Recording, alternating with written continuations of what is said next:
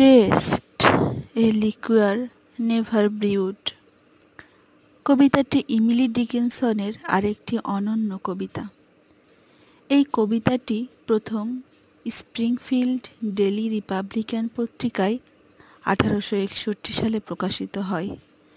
এই কবিতায় কবি প্রকৃতির অপার সৌন্দর্যকে তুলে ধরেছেন। তিনি প্রকৃতির প্রেমে এতটাই বিমুগ্ধ হয়েছেন যে তিনি তা থেকে চোখ ফেরাতে যেন পারছেন না।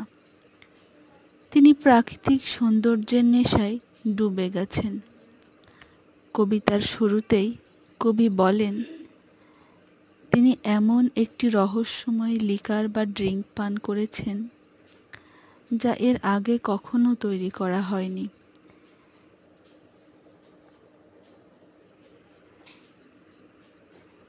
এটি কোনো দামি মুক্তাখচিত মগেও কখনো পরিবেশন করা হয়নি। এই ড্রিঙ্ক এতটাই অনন্য যে তা রাইন উপত্যকায় তৈরি ওয়াইনের চেয়েও উন্নত ও সুস্বাদু। পৃথিবীর যে কোনো বিখ্যাত ড্রিঙ্কই কবির পান করা ড্রিঙ্কের কাছে হার মেনে যায়। এর পরের স্ট্যান্জাতে কবি সেই রহস্যময় ড্রিঙ্কের কথা খুলে বলেন। তার কাছে পৃথিবীর সর্বশ্রেষ্ঠ ড্রিঙ্ক হচ্ছে প্রাকৃতিক সৌন্দর্য। প্রকৃতির মুক্ত বাতাস তাকে মাতাল করে দিচ্ছে।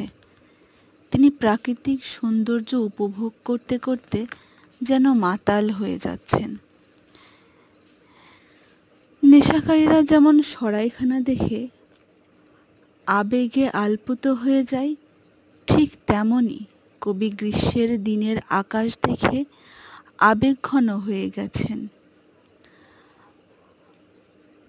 পরের স্ট্যান্জাতে কবি বলেন, তিনি তার এই সৌন্দর্য পান থেকে নিজেকে বিরত রাখতে পারছেন না।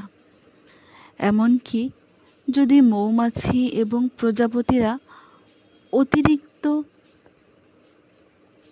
নেকটার, ফুলের মধু পান করার পর তা বন্ধ করে দেয়, তবুও কবি ততক্ষণ পর্যন্ত প্রাকৃতিক সৌন্দর্য উপভোগ করতে থাকবেন।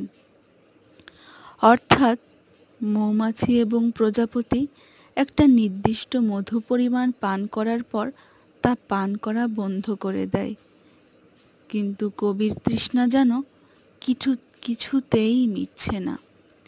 তিনি পান করা বন্ধ করতে পারছেন না। চতুর্থ স্ট্যান্জা